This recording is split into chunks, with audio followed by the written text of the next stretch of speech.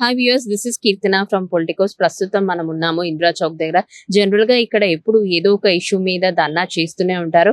అలాంటిది ఈ రోజు వచ్చేసి ఎవరైతే గవర్నమెంట్ ఎంప్లాయీస్ ఉన్నారో వాళ్ళందరూ కూడా వాళ్ళ రిటైర్మెంట్ అయిపోయిన తర్వాత కూడా పెన్షన్స్ రావట్లేదు. అండ్ వాళ్ళకి రావాల్సినటువంటి మెజర్మెంట్స్ ఏవైతే ఉన్నాయో, జనరల్ గా ప్రభుత్వం నుంచి రావాల్సినటువంటివి ఏవైతే ఉన్నాయో అన్ని కూడా ఆపేశారు. ఏదో ఒక నెల 2 నెలలు ఇచ్చేసి ఆ తర్వాత ఆపేస్తున్నారు. అండ్ దీనివల్ల మేము చాలా ఆర్థికంగా కూడా చిక్కుబడిపోతున్నాము అని చెప్తున్నారు. అసలు మెయిన్ గా వాళ్ళ డిమాండ్స్ ఏంటి, ఇప్పటి నుంచి వీళ్ళకి పెన్షన్స్ అవన్నీ అందటం లేదు, ఆ తదితర అంశాలన్నీ కూడా వీరిని అడిగి తెలుసుకుందాం. All pensioners and retired persons association ఈరోజు ధర్నా నిర్వహిస్తున్నది. నా పేరు పాలకుర్తి కృష్ణమూర్తి, నేను జనరల్ సెక్రటరీగా పనిచేస్తున్నాను. ఈరోజు ధర్నా నిర్వహించడానికి సమస్యల పరిష్కారం కాకపోవడమే తప్ప మరొకటి కాదు. ఇప్పటికీ 3వ విడత ఇది పోరాటం చేస్తూ ఉన్నాం. మొదలు పెన్షనర్స్ పీపీఓ ఆఫీసుల ముందు ధర్నా నిర్వహించడం జరిగింది. రెండవసారి జిల్లాలో ధర్నా నిర్వహించాం కలెక్టర్ ఆఫీస్ ముందు. ఇప్పుడు 3వది దశగా ఇక్కడ నిర్వహించడం జరుగుతూ ఉంది. అందుకోసం సమస్యల పరిష్కారానికి 3వ దశ పోరాటం తీసుకోవాలని నిర్ణయం చేయడం జరిగింది. ఇప్పటికీ జేఏసీ పక్షాన కానీ, మా స్వతంత్ర ప్రతిపత్తులు కానీ, ముఖ్యమంత్రి గారిని కలిసాం, బట్టి విక్రమార్క గారిని కలిసాం. కానీ సమస్యల పరిష్కారం కాలేదు. సమస్యల పరిష్కారం కాకపోవడానికి ప్రభుత్వం హామీలు తప్ప ఒక్క పైసా కూడా వెళ్తలేదని స్పష్టంగా కనబడతా ఉంది.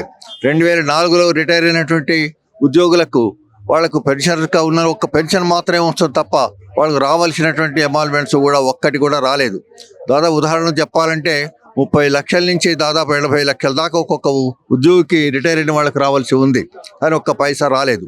ఈక్యుబేర్లో పేరుతోటి మొత్తం ఏరియాస్ అన్ని కూడా ఈక్యుబేర్లో పెడుతున్నారు. వాళ్ళు రిలీజ్ చేయడం లేదని స్పష్టంగా కనబడతా ఉంది. ఉదాహరణ మీకు చెప్పాలంటే, ఒక పెన్షనర్ కనుక చనిపోయిన తర్వాత వాళ్ళకు ఫ్యూనరల్ ఛార్జెస్ 30,000 ఇవ్వాల్సి ఉంటుంది. ఒకవేళ అతను లేకపోతే పెన్షన్ వాళ్ళకు బేసిక్ పెయిన్ ఉంటంత ఇవ్వాల్సి ఉంటుంది. కానీ శవం అక్కడ ఉండగానే గతంలో ఇచ్చేవాళ్ళు. ఒక 2 కనుక సంతకం పెడితే, పెన్షనర్ సంతకం పెడితే ఇచ్చేటువంటి ఈ స్థితి నుంచి ఇవాళ ఈక్యుబేర్లోకి పంపిస్తే అది సంవత్సరాల తరబడి కూడా రాలేని పరిస్థితి ఏర్పడుతుంది. అంటే ఒక 30,000 ఇవ్వడానికి ప్రభుత్వం ఇవ్వలేకపోతున్నది మనకు స్పష్టంగా కనపడుతుంది. ఇలాగే ఏది చూసినా కానీ రియంబర్స్మెంట్స్ ఉన్నది, మెడికల్ సంబంధించినటువంటి దానికి వాళ్ళు గతంలో క్యాష్లెస్గా ఇచ్చినటువంటి క్యాష్లెస్ రద్దు చేసి ఇప్పుడు అది మనకు గ్రూప్ ఇన్సూరెన్స్ లాంటివి తీసుకొచ్చేసి మా మీద రుద్దాలని ఆలోచిస్తున్నది. అంటే మా పైసలు మాకే పెట్టి ఏమైనా కార్పొరేట్లకు దీన్ని మన మెడికల్ను అప్పచెప్పాలని ప్లాన్ చేస్తున్నది. ఇది స్పష్టంగా కనబడుతుంది. ప్రభుత్వ అధికారులతో మాట్లాడిన సందర్భాల్లో వాళ్ళు స్పష్టంగా చెప్తారు, గ్రూప్ ఇన్సూరెన్స్ చేస్తాం తప్ప మీకు ఇచ్చే పరిస్థితి లేదు అనేది చెప్తా ఉన్నారు.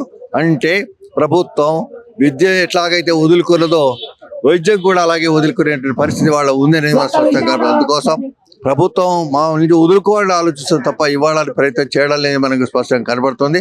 అందుకొరకు మనం తప్పనిసరిగా పోరాటం చేసే తప్ప ఎవరైనా స్పష్టం.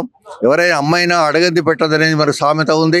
అందువల్లే మనం ఈ ప్రభుత్వంతో పోరాడి మా హక్కులు సాధించుకోవడానికి, మా సమస్యలు మేము పరిష్కరించుకోవడానికి కృషి చేస్తామని మరోసారి మీ ద్వారా తెలియజేస్తున్నాం. నేను Telangana all pensions and retired persons association state vice president. నా పేరు డాక్టర్ లింగా అరుణ. అయితే సుదీర్ఘంగా గత ప్రభుత్వంలో కూడా మేము ఎన్నో సమస్యలు పెన్షనర్స్గా కావచ్చు, ఉద్యోగస్తులుగా కావచ్చు, మాకు రావాల్సినవి హక్కుపూర్వకంగా గతంలో సాధించుకున్నవి ఆనవాయితీగా రావాల్సిన పిఆర్సీలు, డిఏలు గతంలో మాకు అసలు తెలియకుండానే 6 నెలలకో డిఏ, 5 సంవత్సరాలకో పిఆర్సీ అనేది వస్తుంది. కాకపోతే గత ప్రభుత్వం నుండి కూడా మాకు పిఆర్సీ విషయంలో మేము ఫైట్ చేయాల్సి వస్తుంది, డిఏ విషయంలో కూడా ధర్నా చేయాల్సిన దుస్థితి. గత ప్రభుత్వం నుండి కనీసం కొత్త ప్రభుత్వం వచ్చింది, మా ఆశలు నెరవేరుతాయి కదా అని చెప్పని అనుకున్నాము. ఎప్పుడైతే రేవంత్ రెడ్డి గారు వారి మేనిఫెస్టోలో సిపిఎస్ రద్దు చేస్తాము, ఏవైతే ఉద్యోగ ఉపాధ్యాయ పెన్షన్ సమస్యలు ఉన్నాయో మేము వచ్చిన 6 నెలల లోపున మేము క్లియర్ చేస్తాము అంటే మేము నమ్మాము. మేమందరం కూడా మేనిఫెస్టోని నమ్మి మేమందరం కూడా వారికి ఓటేయటం అనేది కూడా జరిగింది. గెలిపించడంలో మేము పెన్షనర్స్గా మా పాత్రని మేము నిర్వర్తించాము. అయితే కొంతకాలంగా మేము వేచి చూస్తున్నాము. ఎందుకంటే ప్రభుత్వం కొత్తగా వచ్చింది, అనేక సమస్యలు ఎదుర్కొంటున్నారు, ఆర్థికంగా కూడా బడ్జెట్ లేదంటున్నారు అనే దానికి ఇప్పటివరకు కూడా సహనం వహిస్తూ సహకరిస్తూనే వచ్చాము. అయినప్పటికీ కూడా ఇంతవరకు కూడా ప్రభుత్వం మా దగ్గర ఏం లేదు, ఏముందనేది మీరు వచ్చి చూడండి, మీరే పంచండి అనే పద్ధతిలో మాట్లాడటం అనేది మాకు చాలా బాధాకరం, చాలా విచారకరం.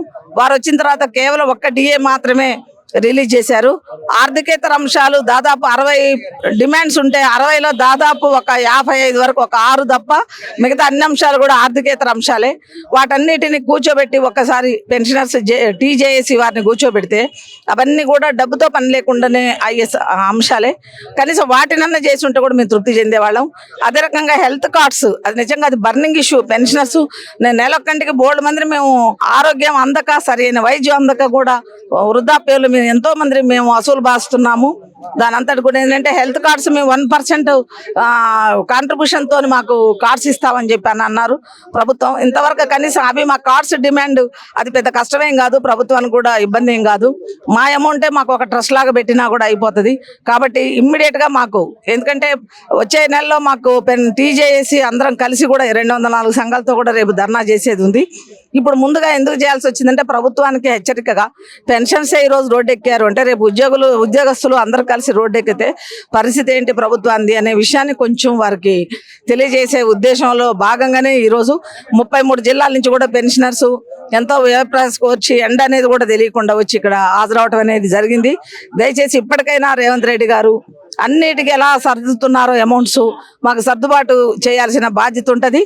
కనీసం ఉన్న డిఏలు ఉన్న పిఆర్సీని రిలీజ్ చేస్తూ మాకు హెల్త్ కార్డ్స్ ఇవ్వాల్సిందిగా కోరుతున్నాము. లేని ఏడల రేపు జూన్లో టీజేఏసీగా చేసే ధర్నాలో కూడా మేము పెన్షనర్స్గా పాల్గొని దాన్ని కూడా విజయవంతం చేస్తాం. ఆ తర్వాత కూడా సమస్యలు పరిష్కారం కాని ఏడల మేము ఇంకో రకంగా కూడా మేము ఉద్యమ రూపం దాల్చి రేపు నిరాదీక్ష చేయడానికి కూడా మేము వెనకాడం. కాబట్టి ప్రభుత్వం మా యొక్క తీవ్రతని తెలుసుకొని, మా యొక్క సమస్య తీవ్రతని తెలుసుకొని త్వరితగతిన డిమాండ్స్ని పరిష్కరించవలసిందిగా ప్రభుత్వాన్ని కోరుతున్నాం. Thank you. నేను మోతుకూరు నరహరి, నేను రిటైర్డ్ ప్రిన్సిపాల్ని, Telangana all pensioners and retired persons association రాష్ట్ర ఉపాధ్యక్షుడిని. ఇక్కడ మన సంఘంలో 4 రకాల వాళ్ళు, రాష్ట్ర ప్రభుత్వ, కేంద్ర ప్రభుత్వ పెన్షనర్లు, అట్లాగే ఇండస్ట్రియల్ వర్కర్స్గా ఉండేవాళ్ళు, ఈపీఎస్ పెన్షనర్స్, బొగ్గు గని కార్మికులు, 4 రకాల వాళ్ళు ఉన్నారు. అన్ని రంగాల్లో వాళ్ళ పెన్షనర్ల గురించి ఉద్యమాలు చేస్తున్నాము. ఇవాళ ఇక్కడ చేస్తున్నది రాష్ట్ర ప్రభుత్వ పెన్షనర్లకు పిఆర్సీ రిపోర్ట్ తెప్పించుకుని అమలు చేయాలి అని, అట్లాగే 5 డిఏలు బాకీ ఉన్నారు కాబట్టి అవి కూడా ఇవ్వాలి అని చెప్పి, అట్లాగే మెడికల్ అలవెన్స్ పెంచాలని, మాకు క్యాష్ తీసుకోకుండా క్యాష్లెస్గా ట్రీట్మెంట్ ఇవ్వాలని, ఇవన్నీ అనేక డిమాండ్స్, ఒక డిమాండ్ల మీద మేము ఇవాళ ధర్నా చేశాము.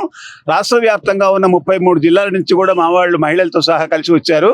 ఇవాళ చాలా జయప్రదమైంది. ప్రభుత్వం ఇకనైనా మేలుకొని మా సమస్యలు పరిష్కరించాలని కోరుతున్నాము, లేకపోతే ఇంకా ఉద్యమాన్ని తీవ్రతరం చేయవలసి వస్తుంది.